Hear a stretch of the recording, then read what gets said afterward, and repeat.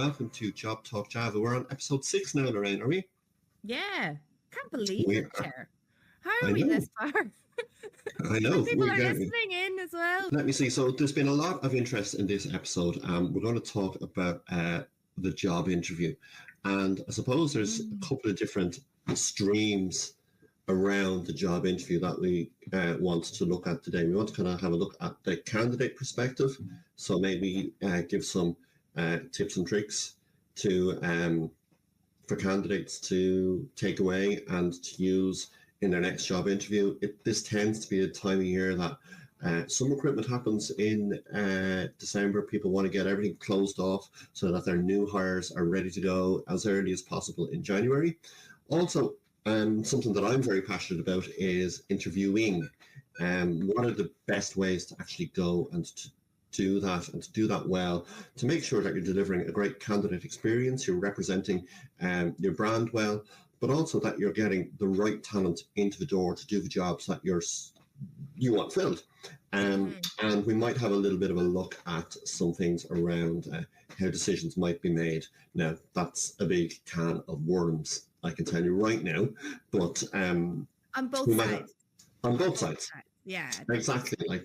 And there might be a few little things along the way of watch outs in terms of some of the legal stuff, because that can be important too. And really, really, really important for the interviewers to know this stuff.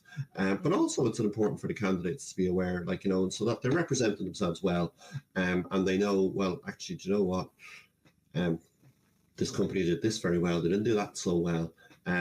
And in this day and age where we talk about diversity and inclusion, and we really want to get as many people from as many different backgrounds into the workplace, those things are important too, For anyone who's wondering how, I'm going to look at it maybe more from the candidate perspective, and Ger's going to look more on the interviewer perspective with certain things, just so that if you have any questions or anything targeted, you can ask us directly. And in the comments anyway, preferably, so we can get to them today. But, but it's not it's just more, there's more experience on that way. And so just in case you're like, why is Ger talking so much? Or vice versa. Yeah, I do that. And please, So do I. Tell me to, tell me to stop. So Lorraine might tell me to stop at some point because I do kind of get carried away on this particular topic. Passionate. Get passionate about it. There's probably a few little horror stories and good stories as well that I can tell along the way, and I'm sure Lorraine has a few too. So where do we start, Lorraine? I don't know. I think in general we could just talk about maybe expectations from both sides. So what the interviewer maybe expects from the candidate and what a candidate expects from an interviewer when they're in the interview process, because the interviewers are generally not all the time the recruiter, for example. They're people from the company, and if it wasn't a recruiter, it may not be the person. Now, a lot of the time they do, but it may not only be the person on the panel or who is interviewing you. So I think it's more like that I'm going in now, I suppose, but it's more that awareness of that from the candidate side, that if, let's say, you have an interview and it didn't go well, they'll go back to the recruiter about it. It's not the recruiter's job. They're not the interviewer. They're not interviewing you. So if you do have any issues, go to the people who interviewed you, kind of thing. I'm just throwing out there. I just see a lot of things about recruiters lately, and I'm like, I think people need to just be more aware of the process rather than as well before we start in. Yeah, but, I think the recruiter is very often like the middleman. Okay, it's often the recruiter's job to go and supply the hiring manager, who is going to be the person that you're going to be working with day to day, most likely, or on their team. It's the recruiter's job to go and find the talent that's out there and to bring that talent into the room and have a chat with the hiring manager.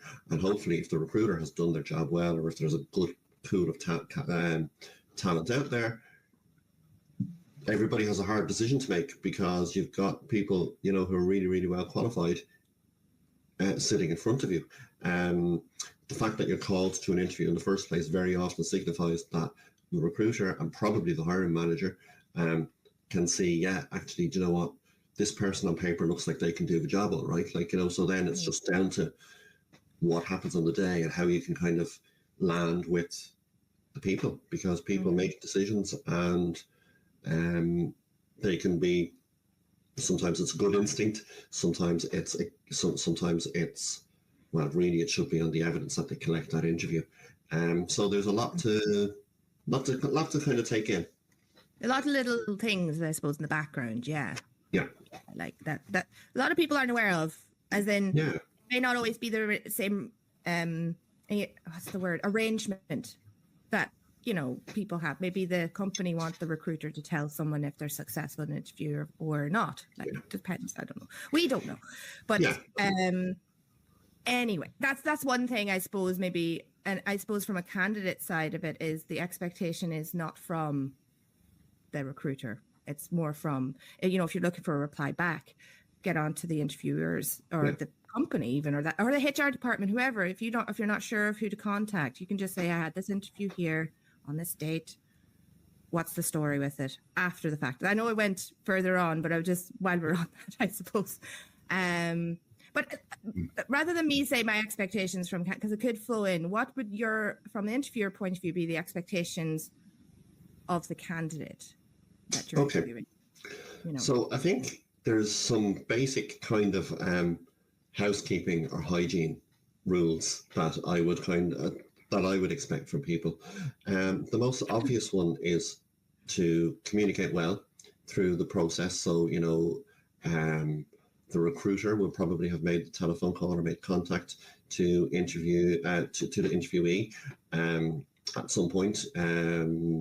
Usually, you'd be looking at hopefully about a week beforehand at a minimum.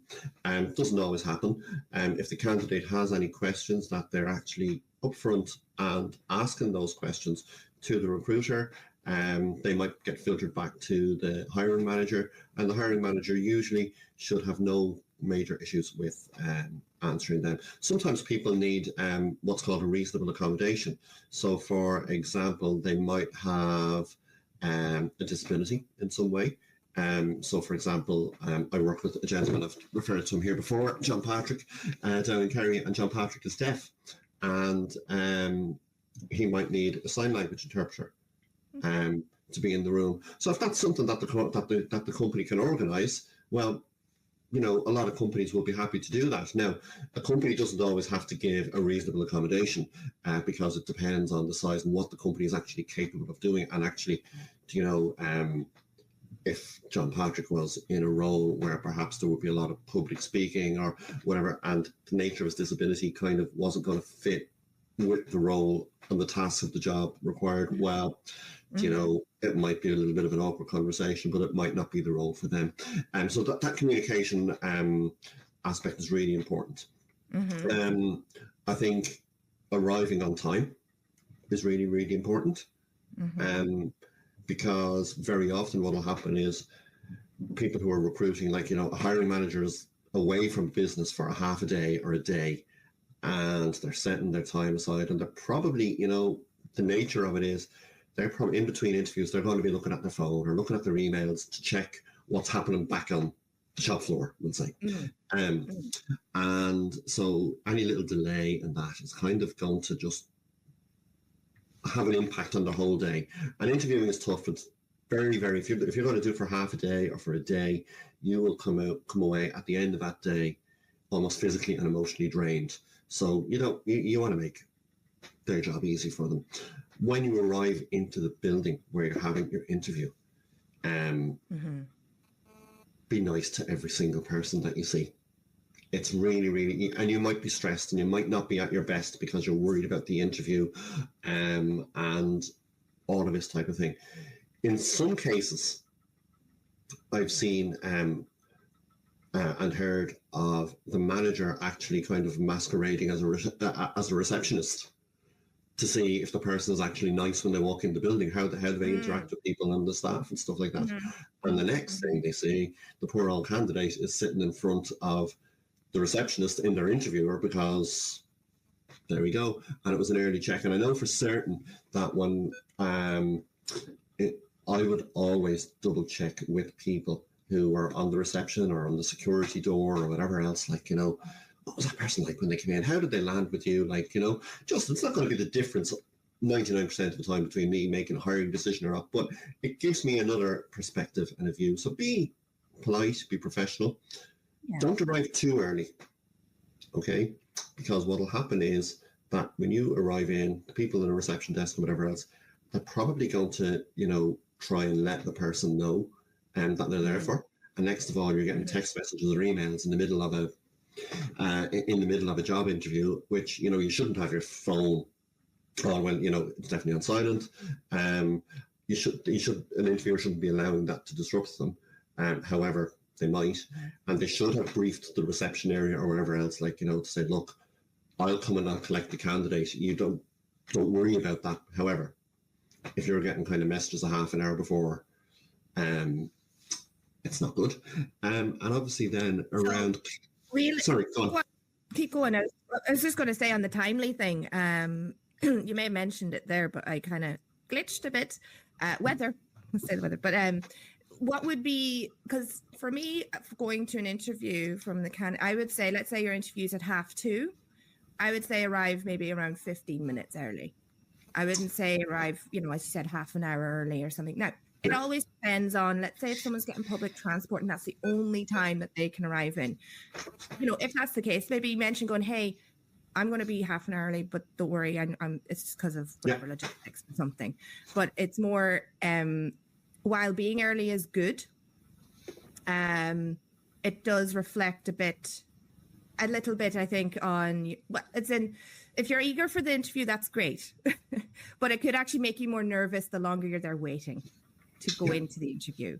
So it's more for yourself to not take away those nerves and arrive not as late as you can, but 15 minutes is reasonable, I think. Yeah, I would say ideally no earlier than 15 minutes.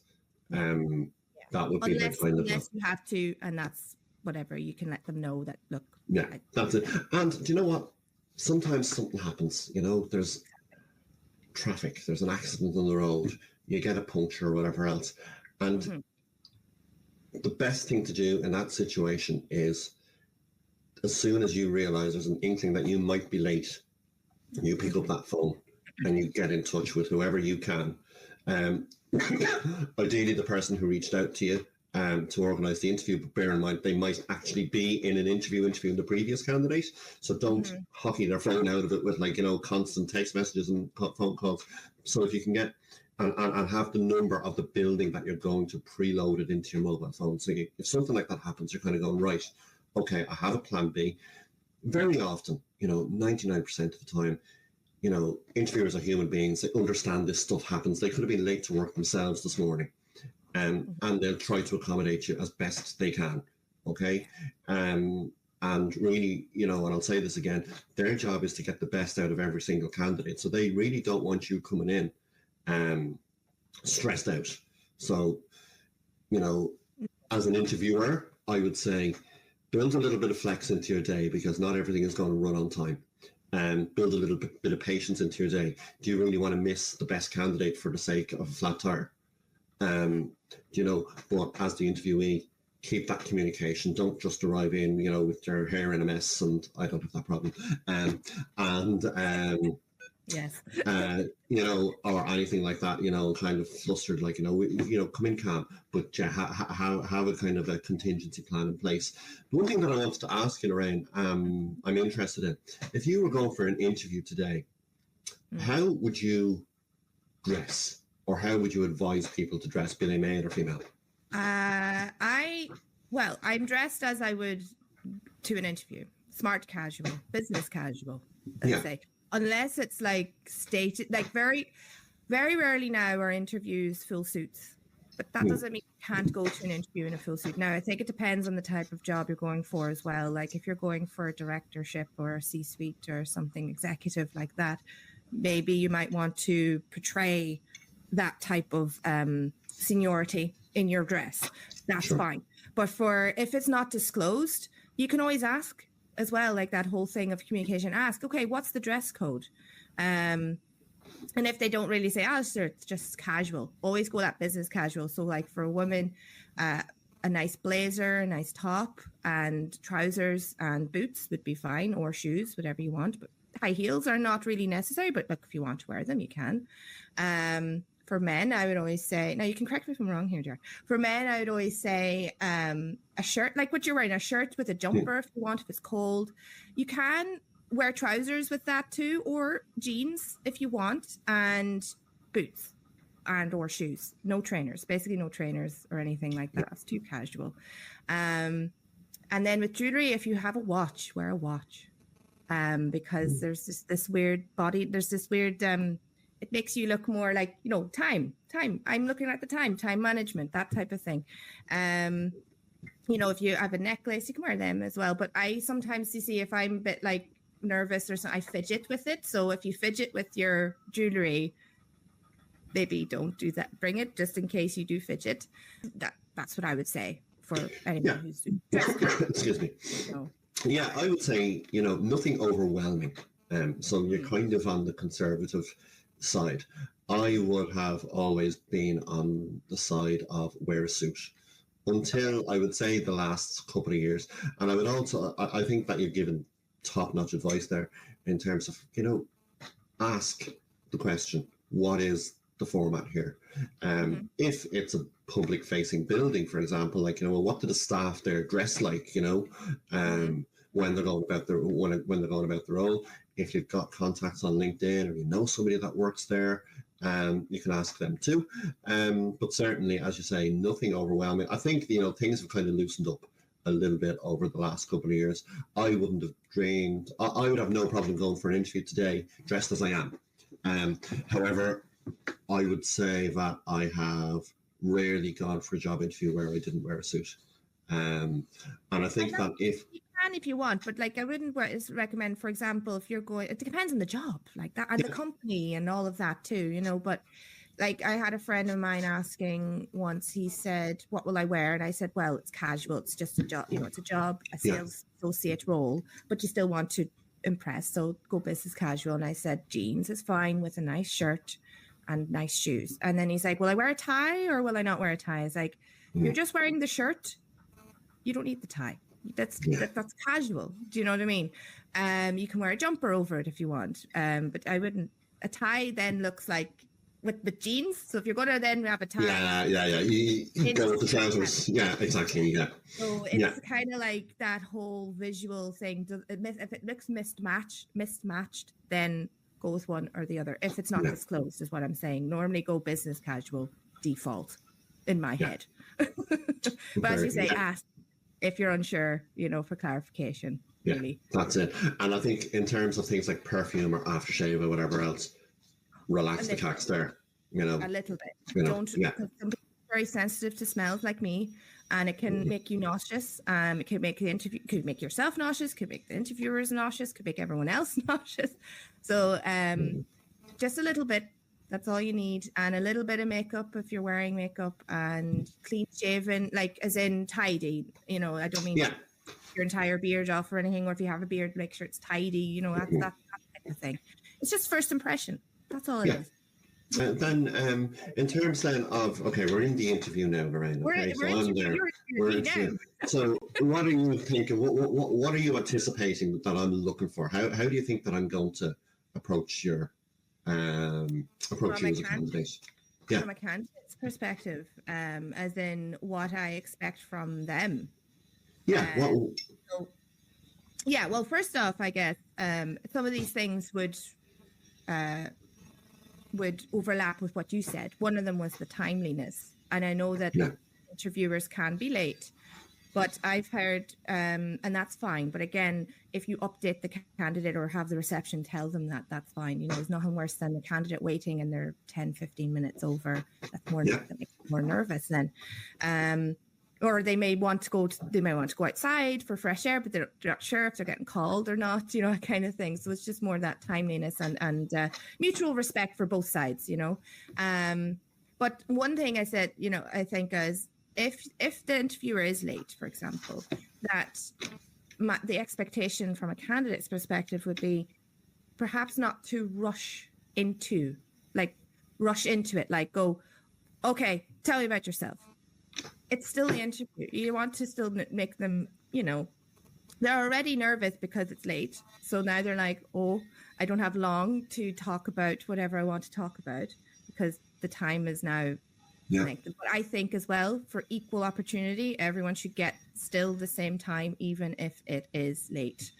Like if you have a half an hour interview and the people in the morning got their half an hour interview, but the people in the afternoon, because, you know, late lunches or whatever it might be, only get 20 minutes. That's not really a fair, then I'm just on about the whole fairness thing and all of that. And interviewees can totally complain about that, in my opinion, because you didn't get a fair shot with that 10 minutes. But like, no rushing into the questions. Still do your icebreaker. How are you? Sorry for being late. How are you? That type of thing. Don't worry about it. Take some, you know, all this stuff. I mean, I'm very much like that anyway. Calm them down, or as best you can anyway. That's the thing, like, you know, and I think from an interviewer, if you're scheduling interviews, allow, you know, at least 15 minutes in between interviews, because number one, you're going to want to capture your notes on the candidate as they've gone out, and you will revisit them later on, but like, you know, you want to get your initial impressions down onto paper. But number two, you have that little bit of flex that if something runs over, that, you know, you're kind of not rushing the next candidate, because you're not doing anyone a service, like, you know, and actually you're damaging your own employer brand and the perception of your brand too. And then you're also making the candidate feel as though they did a bad interview because they had to cut an answer short. Like these are some things that some people have told me that has happened to them in an interview, where they were interrupted mid answer because they had to make up the time. And I'm like, no, because now you've flustered the candidate. They were mid flow of talk, and then you've stopped them going, hold on, sorry, no, we need to move on to the next question. And you're like, okay. And a lot of the people, not a lot of people, but some people aren't able to then go, okay, that's fine. I can now put that answer somewhere else. Like immediately go, okay, that's fine. I don't need to worry. I'll fit that in somewhere else. But because a lot of people are very much, and then because they've practiced the answers, and some people can't think on their feet, and that's okay if you can't. I'm not saying it's a bad thing. I'm saying that shouldn't happen. You know, that shouldn't happen in the interview. But also, so the interviewer as well, I suppose, with the answers is, you know, if you're talking about your behavioral questions, which are the STAR method, and for those who don't know what it is, some people don't, it's the best way to answer examples of your experience. Like, tell me about a time where you know, showed excellent communication skills or something like that, right? So the STAR method is the situation, the task, the action, result. If you're unsure, I'm pretty sure myself and Ger have shared stuff on our pages or something. There's lots of yeah. Well, I know I have, but I'm saying, like, it's there. We don't. It's not. We're not going to go into that today. But it's more. That's the best way to structure the answer, so that it's 2 to 3 minutes, maybe 4, depending, but 2 to 3 minutes, so that you're not. Again, it's about that time management on the candidate side. You're not then going long-winded answers where the interviewer wants to ask more questions because they have time. So it's more like mutual respect of each other's time, I think, is important from a candidate's perspective. Absolutely. I think they're two sides of the same coin, quite literally.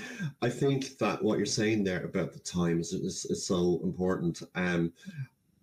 I feel very, very passionately that, you know, an interviewer should be making sure that the candidate, they've set the scenes, that they've set the environment and the mood in the room so that the candidate can give of their best. So very often you're going to have people are nervous going into job interviews. And very often what I do when I start interviewing people is I say, and I probably kind of, you know, break the fourth wall for anyone that's into movies a little bit, like, you know, and we kind of break I said, right, okay, you're here at a job interview. I know you got the flat tire. I know that, you know, you've taken time out of your day. You've got somewhere else to be afterwards. We're going to set aside this 45 minutes or an hour or whatever else it is for you. And I understand that you might be nervous. So don't view me as an adversary. View me as somebody that, like, the pressure is on me to get the best information out of you so I can make, or the business can make, the best choice it can in regards to filling this role. So that's, you know, I found that kind of really breaks down barriers an awful lot. Like, you know, people do kind of, you can really see them kind of relax back into the chair. The thing around the answer, about pushing people to answer the question, I would always say to them, look, you know, when you're in a job interview, you might feel the need to avoid what you might feel are awkward silences. So I might ask you a question. Tell me about a time that you gave great customer service, Lorraine. And you go, you feel a need to just jump in straight away with the first thing that comes into your head. Okay? What the interviewer is after is your best example, not any example that you haven't thought through. So, you know, I would again, and again, I would say this very clearly in the interview that you're going to be asked, especially if it's a competency-based interview. I'm going to be asking you for specific examples from a time that you performed against this competency. But I want your best answer. So if that means you need a couple of moments to pause and consider and to structure your answer in your head, that's completely fine. And even if the interviewer doesn't give you that green light to do it, I still think you're better off doing that because, you know, you're managed at the time. And what feels like a 5-minute silence in your head might only be 10 seconds, you know, and it's worth that 10 seconds. And that's the other thing there is that you're asked a question. Sometimes it could blindside you with the question because maybe an interviewer has picked up on something you might have said and wants to know more, but you aren't prepared for it. So that's one thing. Be prepared for curveballs. And you know, if you need that time, as you say, Ger, take the time.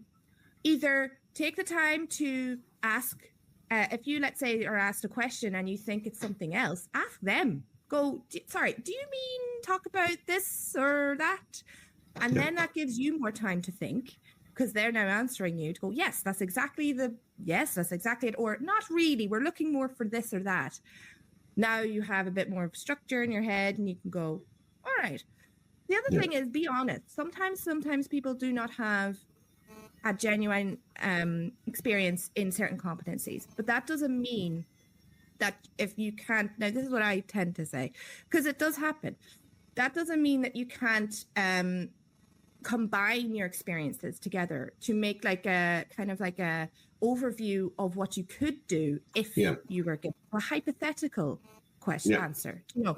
So if it's a process, you know, a lot of the time it's more about how you go about that process rather than that particular process. So if you don't have experience, let's say in, I don't know, a sales process, but you understand how it works because you may have worked it somewhere else, you can go, well, I don't really know, but I did work here.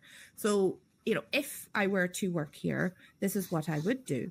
And that will help you then to formulate an answer without even having one. Do you know what I mean? That's the thing, like, you know. Practice, I know, but it's more, that is something that you can do. Yeah, that's the thing.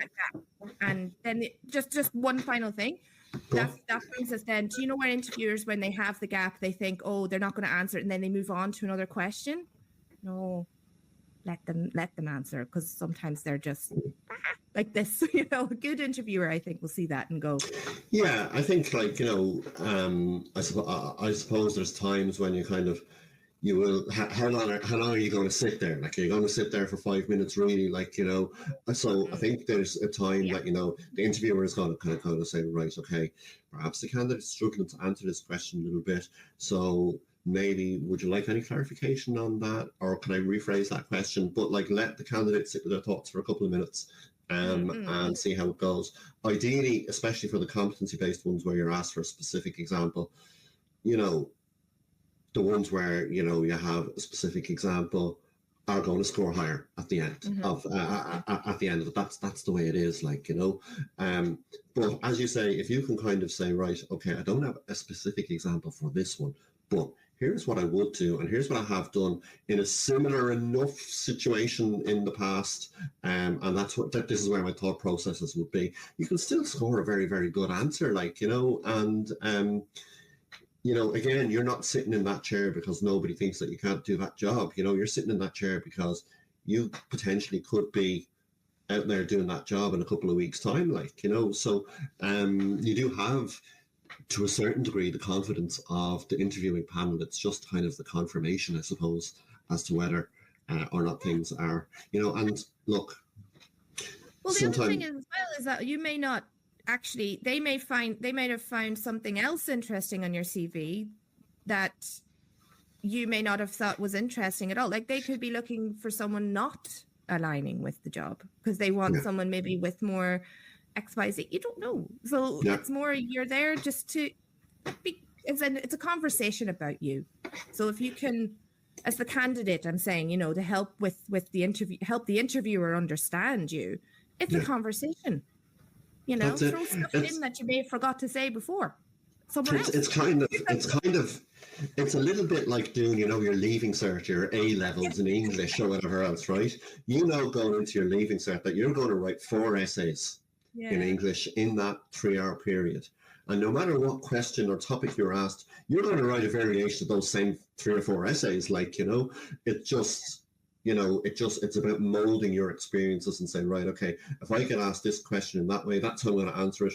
If I'm going to be asked this question another way, well, that's how I'm going to answer it. And to be really, really comfortable with your examples and kind of see and kind of interrogate them from all sides. Like, you know, it is worth, if you can at all possible, to try and, you know, get to do a mock interview with somebody, if you can. They might not always have the experience or the skills for the particular role that you are going for, but it will give you an opportunity to kind of just verbalize and vocalize, you know, well, this is how I'm going to answer this question, and to become really comfortable with your material to get it across. The worst thing you can do is ramble. And I've done this in job interviews. Ramble, and eventually hit on the answer. How would the interviewer combat that from an interviewer side? Yeah, if you knew someone was, I'm kind of going into traits now. Like, so how would you know as an interviewer that they're rambling, and how would you kind of edge them to? Yeah, I think the first thing is that you've got to be very polite.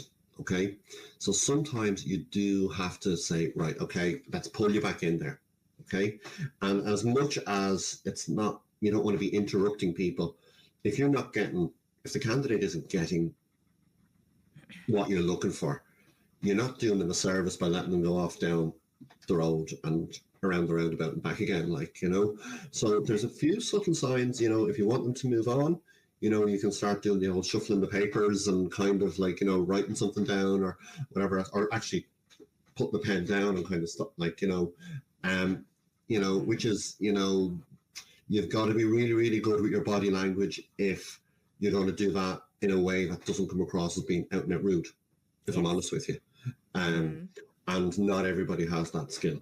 And then the other things that you can do is you wait for an appropriate pause and say, look, can I just stop you there? I understand where you're going with this. What I'm looking for is, could you focus a little bit more on this area for me, please? And I can give you a minute or two, and away you go again, like, you know.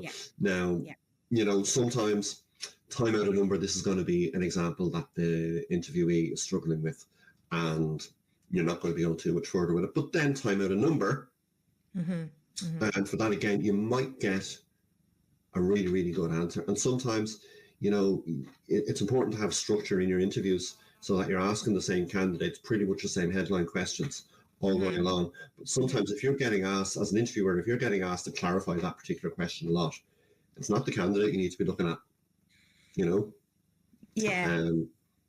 It's yourself and how you structured the interview, like, you know, so it might be something that you need to revisit, like, you know, and you can make ad hoc changes on the day, as long as you're covering the same topics and asking the same type of thing, like, you know. But you can't go and just ditch the question, because it's unfair to candidates then, because they might have scored really badly on that particular question, and then next time you've changed it for the afternoon, and the candidate coming in then is, you know, going to score much better because you've not asked that. Fairness across the board. Fairness across the board with questions. But that's why I was asking, because whenever someone was coming to me with assistance on interviews and things, I would always say, because a lot of the time, you know, I would just ask a question, see how they answer, and then a lot of the time they may find that they're rambling and stuff, and I just, you know, we'd let it go, and then I go, okay, if you do find yourself rambling, which is funny because that's the reason why I asked you, take a look at the room. What are they telling you? What are they saying? Like just very quickly. Or if you do feel you're rambling and you're pausing, just stop.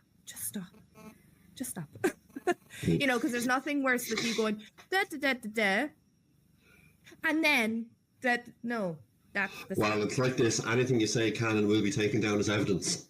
No, but you know what I mean? It's like that could be the bit where the interview goes, they're about to say another question, and then you go, and then it's like, no. If you have to add on stuff, just wait.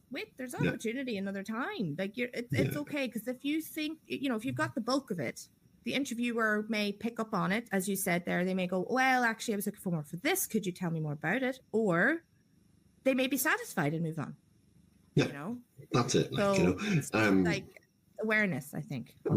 And you know, you've hit on the topic of fairness quite a bit, Lorraine, and I suppose maybe I should have kind of led out with this at the start, because we're nearly 40 minutes in now.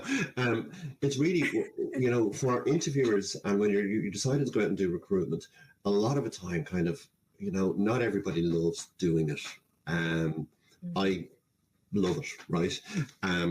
But a lot of hiring managers, they see it as a little bit of a drag in their day, and therefore they can execute it really badly. And I suppose what I would say to you is, to do recruitment well, and you're going into interview sessions, whatever else, ideally what you're kind of doing is you're sitting down, you're having a briefing session before your day of interviews, and you're making sure that everybody that is interviewing now, you know, in my time with Guinness, that could have been, you know, 10 interviewers interviewing a load of different people, like, you know what I mean? And you want that fairness, and you want, you know, that consistency of your interview script is really, really important. And that helps with the diversity agenda too, that might be going to play. But it's important that people know a few little things around what they should and shouldn't ask, because sometimes you get people kind of being a bit blasé and going to go, right, we'll go in and we get this done, I'll just ask him this and ask him that, and I'm curious about, you know, whatever it is, okay? Yeah. And it could be something really, really personal. But do remember, there's kind of a number of grounds that you kind of can't read. You've got to be really, really, really, really careful of when you're asking. There's 9 of them exactly. So anything to do with gender, marital status, family status. So, you know, I see you're wearing an engagement ring. You're going to get married. Does that mean you're going to have kids now soon? Sexual orientation, religion, age, disability, race. In Ireland, we've got members of the travelling community and members of marginalised communities. And also remember that when you're taking notes, a candidate is entitled to see, under GDPR, they're entitled to come back to you for up to 12 months and see those notes. And I've seen some interviewers decide, well, I'm not going to take notes then. It's all just going to be, you know, in my head. I'm like, please don't do that. You know, you've got to take notes. You've got to take accurate notes. You've got to be fair to the candidate. You've got to be fair to yourself, because you will form a first impression of a candidate in an interview, and you might decide, I don't really like that person very much for whatever reason. You just, you know, that's chemistry, like, you know. But and from the first 2 or 3 minutes, you realize you're forming a little bit of a bias against them, consciously or unconsciously. But then you go back afterwards and you're comparing all the candidates, you're comparing all your notes, and you're realizing, actually, do you know what, they gave a really good answer here. So in your head and in the moment, you're not giving them the job.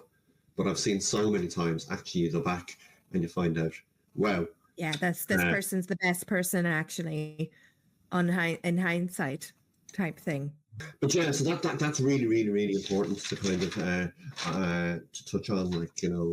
Yeah, because that was something I was going to say to you as well. Like when you mentioned about your client who may need additional supports for their interview.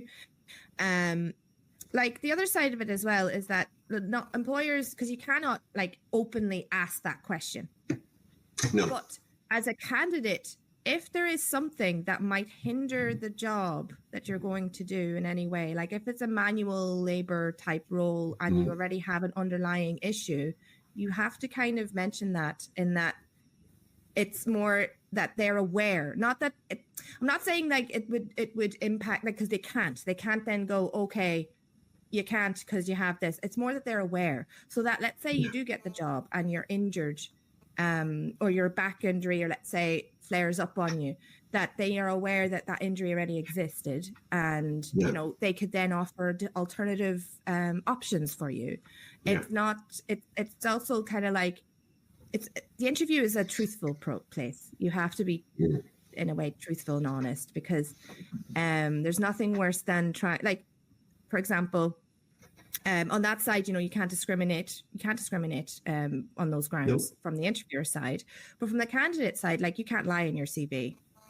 You know, you can't embellish things on your CV. And then if you're hired based on, because you could also be a really good interviewer or interviewee, and you could get the job, but actually you cannot do the work, then, you know, it's sort of a very much a dishonest way, but it's sort of already tainted your credibility in business. So I'm not saying to disclose everything. I'm saying if there is something that might impact your ability to do the job at a later stage, not right now or anything like that. It's just more that they're aware if that does happen. Or if you, let's say, come in and request sick leave because your injury's flaring up, they're aware of it. You know what I mean? They're like, okay, cool, no problem. You know, that sort of thing.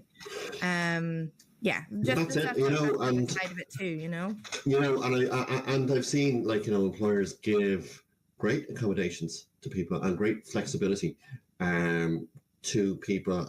As you will know, autism is a subject and a topic very close to my heart, and I know that a couple of years ago, when I worked for Guinness, we were running some pop-up shops, some pop-up Christmas shops around different shopping centres in Dublin. And there was a young man who came in, and he was very, very open about it. He said, look, I have autism. It doesn't impact my ability to do the job that you're asking me to do. But I am going to need, you know, at certain times to be able to step away because get sensory overload and and stuff like that. And you know what? In that, it wouldn't have suited every particular job that might have been available in an environment like the Guinness Storehouse at that time. And you know, if it doesn't suit the role, the employer doesn't have an obligation to make unreasonable accommodations, if you want to put it that way. Yes, but in the particular role that he was going for, there was a little bit of leeway where, you know what, well, actually, you know what, every, you know, hour or two, if he needs to step out for 5 minutes or to reset or to do whatever it is that he needs to do. And you know what, the guy was brilliant. He was, you know, one of the best members of staff that we took on for that Christmas period, and everybody was raving about him, like, you know. So, you know, and we were delighted that he told us, because that meant we could do something about it. And otherwise, well, it also meant that you weren't going on, like, if his performance was low because he's overwhelmed, that you're not constantly, because that's another added stress then if you have to call him in for performance reviews because he may be struggling with his job because he's overwhelmed, but you weren't aware. It's like, it's more that transparency. People actually appreciate the transparency. I'm not saying you have to you don't have to disclose reasons for a career break or anything if you don't want to. Like, I mean, if you say personal reasons, that's it, done. If an interviewer pries, that's a red flag for me. And I'm just bringing in a segue of red flags here, Ger. But like, that is like a red flag for me, because an interviewer should be satisfied with personal reasons. Now, it's up to you if you want to say what they are, but you shouldn't be forced to say what they are. So that's one red flag for me, is like if an interviewer is pushing and as you said there about marriage, you know, are you married and things, and it's like, that is none of their business. Like, you know, especially if you're a woman as well, are you pregnant? That's none of their business. That's it. And you know what, you can catch yourself a case very, very quickly. And I know that a business that I know of, and this is really important where it goes to interviewer training, okay? And the language that you use and stuff like that. A business that I know of was going out to hire an accountant a couple of years ago. And the lady, so the hiring manager was somebody that maybe conducted 1 or 2 job interviews a year, perhaps. Or 1 or 2 rounds of recruitment a year. So they may be sitting through no more than 8 or 9 interviews in a year. And you get to know these things very, very quickly. What you can and can't ask, you get a good instinct kind of going, right, okay, I'm not going to go there with this person or any person. But the hiring manager had a team that were comprised mainly of people under the age of 30. And the lady who came in for interview was clearly of an older age bracket, I would say. She was kind of a 45 to 50, I think, okay, judging by what I've heard about it and the person's CV and stuff like that.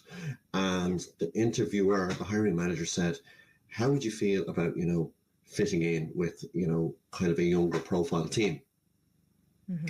And the person was unsuccessful in the role after I think that the person was kind of a bit taken aback and kicked for touch on the answer, kind of gave a nothing kind of an answer, but came away from the interview kind of going, oh, I don't think I should have been asked that.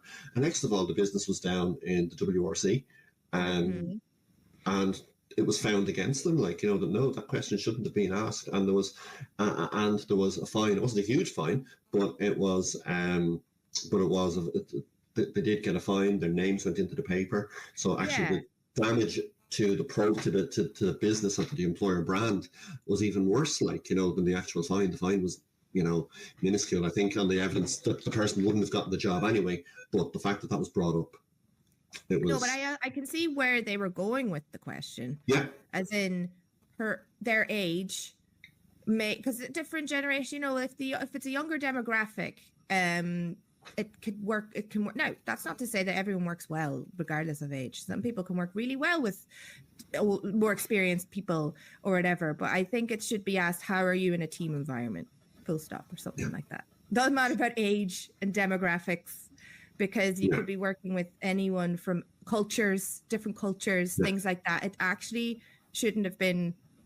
I can see where they were coming from, but the language was completely off, because that's age discrimination automatic, like right there. Straight away, And I think what you're saying there as well about things like career breaks and time away and stuff like that, there used to be, I think we're moving away from that kind of thing where, people, oh, here's a gap in his CV, what was he doing, was he in prison or God knows, you know what I mean? By the way, I have heard people have been in prison, but people get all these kind of negative connotations straight away. Whereas I think, especially I think since COVID, people are kind of realizing, well, you know what, there's maybe a bit more to life. The way that we work is changing. It's I wouldn't say look on these things in a negative sense, it is kind of, to an extent, none of your business. But also, I would say as a candidate, don't be afraid of saying, well, you know what, I took, for example, in my own case, I took a 2-year break away from my job between 2015 and 2017 to become a carer for my son, who really, really, really, really needed it at the time. He needed full-time mum and dad around. Because that's experience in itself. And I would have no problem with saying, fine. Yeah. And I think I have that experience detailed on my LinkedIn. And I'm saying, well, you know what? I learned a lot about advocacy. I learned a lot about communication. I learned a lot about, dealing with government departments and stuff like that in order to try and kind of get things. But too, Ger, is that you're comfortable talking about that now. Yeah. Whereas some people may not. They may not want to disclose something that is very personal about it. And I know there's someone in mind, and they did ask me about it. And I said, well, if you're asked, you don't have to say what it is. You just say personal issues and leave it at that. And then I did say, if they pry, then you have to start questioning whether or not you should work for them at all. Because it's none of their business with regards to that. Do you know what I mean? Yeah, absolutely. Your thing. And it's not going to impact your work. So long as it's I'm not saying that career breaks impact your work, but I'm saying if there's certain things that may, like an injury, you may need to disclose what that was. If you take time out because you got injured and you had to, recover from it and stuff like that, but you're physically able now to do the work. But it's because you're kind of reassuring them that you're okay. Yeah. But you did mention there about COVID, right? And the way interview processes changed from in-person to online, and now it's sort of like a hybrid option. I myself prefer in-person, because while the interview process is exactly the same as online as it would be in person. When you enter that waiting room, you greet them, you say hi, you do whatever. The only difference is that you can't physically shake hands if you want to do that and stuff. People are not doing that, I suppose, now still, because of what happened with COVID and so. But remember that the mannerisms online, how you would like they can see you, your body language, same with interviewers, everything's the same, except it's just online. Yeah, I think, you know what, we could do a whole other session completely on online interviews, to be honest with you. But like, you know, I would treat, and as much as you can, treat an online interview the same as an interview. Do have a think about what's going on in the background. Other interviews, some people might like to blur their background. Other people, you know, personally, I've no problem, you know, there's my house, I painted the wall there behind me, and, you know, but don't, you know, again, think about how you dress. It's the same kind of thing around how you dress. Like, you know, if you've got a picture of, you know, I don't know, Bob Marley smoking a joint on the wall in the picture behind you when you're on a job interview, you're sending a message, you know. That's the other thing. Find a quiet space. You know, if you've children or if you've pets, either go somewhere else where you have a quiet area or lock that room. Yeah. Can I just speak a little bit about decision making, if that's all right? So I think, I think that sometimes people kind of think, well, how is it that people actually, how do they actually come to a decision in terms of, you know, how, you know, what the who the successful candidate is going to be. Now, full disclosure, I have made really good hires by pure gut. Okay, I'm thinking of a lady in Valencia at the moment. Her name is Pilar, and Pilar came to me in about 2003, and 2004 actually. She was on her honeymoon in Dublin, and I was about to get married a couple of weeks later myself, and there's bias straight away because I had a bit of sympathy for her, or a bit of, maybe sympathy is the wrong word, but you know what I mean.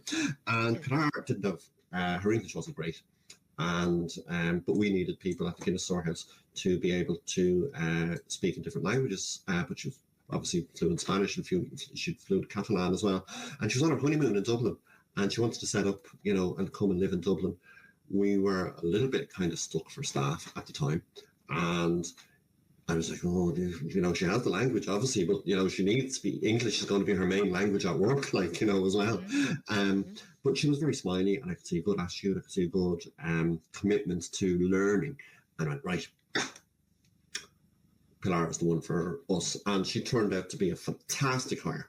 Okay, but I think, like, you know, by and large, this is how, like, you know, would always say that the science is important, in terms of, right, okay, let's get something that's quantifiable down on paper that, you know, everybody can agree on. But also there's a little bit of gut instinct as well, like, you know, look, there's lots of different ways. Sometimes it might be predetermined who's getting the role, or if you're an external candidate going up against an internal candidate, it can be tough. You know, you're not, it doesn't mean to say the internal candidate gets it all the time, but they certainly have a head start, you know, whether or not they like it, like, you know. But that's kind of like, you know, when you're thinking about preparing your answers, have a think about, well, okay, well, what is going to really score well, and what's going on in the interviewer's head, you know, and what are they likely to pick up on and remember me for afterwards. Look, that's a little, look, you know, that's, I could do a whole session on that, but I thought it was important to kind of say, well, you know, we've gotten the job interview, we've gone through what you look like, turned up on time, what you do in the interview, and I just want to show a little bit of, well, actually, this is how decisions might be made in a lot of cases. And I've interviewed for a couple of different organizations, and by and large, this is the type of format that they would use. Now, science can be wrong sometimes. No, but 9 times out of 10, if you go with the science, you will get the better hire, but don't discount that little voice in your head either. And if there's a little voice in your head as an interviewer, kind of saying, well, what is it about this candidate? Well, maybe that's kind of something that you need to bear in mind when you're actually in the interview, and have them in front of you and just probe a little bit, you know, don't be unfair, but just probe a little bit and say, you know, what would you do? Well, that's the same with the candidate as well. I mean, we won't go too much longer, I know, but because we probably will do another session just on like the interview process itself and the decisions and the outcomes and things. But just from the candidate's point of view, there is a decision-making process going on there. And you just said about the interviewer, if there's something not right with the candidate, you know, maybe trust instincts and things. The same goes for candidates themselves. You know, if you leave that interview feeling, not necessarily, I didn't answer the right question or I didn't answer it correctly. More, I don't know if I want to work here anymore. Based on maybe something they might have said about the job, because sometimes they might disclose what the actual job is rather than what's on the description.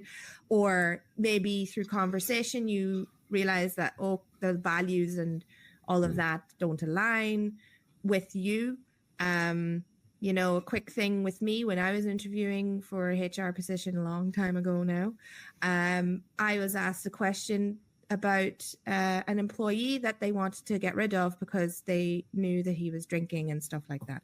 And I was new out of college, so I just went, well, all this stuff, like, did you write a search? Did you do all this, all that? And they're like, no. It's like, well, if you do and you find the alcohol, then yes, you can dismiss him right away.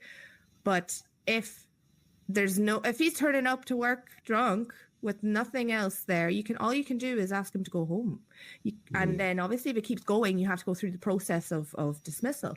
And they didn't like that. And I realized then after that, I think that was like an hour and a half long interview or something. I have a lot of experiences like this in that they wanted, and it was an actual employee hired in there right then and there. Like it was a real scenario, yeah. It was a real scenario, and they wanted to see how I would react. Yeah. And I left that interview and I was like, even if I got offered the job, which I didn't, but even if I did, I didn't want to work there because I didn't want to be, because they just like, no, can't you just fire him now? I'm like, well, unless you want a case and unless you follow the procedure, you're going to get a case. Like, you know, some employers will take the hit on that and say, right, okay, we're just going to fire them and we'll go down to, you know, wherever else, like, you know, it was a massive company. It was, big enough, but I don't think maybe they would have. But the thing is, I wasn't expecting that type of question. It wasn't even, it was more, what would you do? Like advice. Yeah. They're asking for advice. Yeah. And I left that going, no, I'm even if I just don't feel right, that goes against my honest, like I'm very honest, my honesty and everything. So so if you do have any reservations when you leave about the business or even about the people who interviewed you, then maybe it's not the job for you. And go back to what we were saying at the start. Somebody very close to me, and I put this up on LinkedIn about 6 months ago, went for an interview with the CEO of a business and somebody else. The CEO was a half an hour late, came in smelling the cheese and onion crisps, and hadn't read the CV. And it wouldn't matter what compensation was on offer or what, the person just came away kind of going, I can't work there, and they didn't offer them a glass of water in the whole time. I think that was the whole thing about LinkedIn post. You might remember the post. They didn't even offer a glass of water. That's important. But I suppose what it comes down to is treating people with dignity and respect. Because if you're in a job interview, there's 5 people going for an interview. Chances are there's might only be 1 job or 2 jobs. So most people go away from a job interview, and unfortunately, they don't get it. Okay, but you want that person to come back if they're suitably qualified for the next role, and at the very least, you want that person to go away and speak well of your company. First impression works both ways. Yeah, that's it. Candidate and the company. Yeah. But anyway, we won't keep on because we will probably touch base on this again. Yeah. Anyway, that's it, and it'll filter into everything that we speak about as well in different sessions too.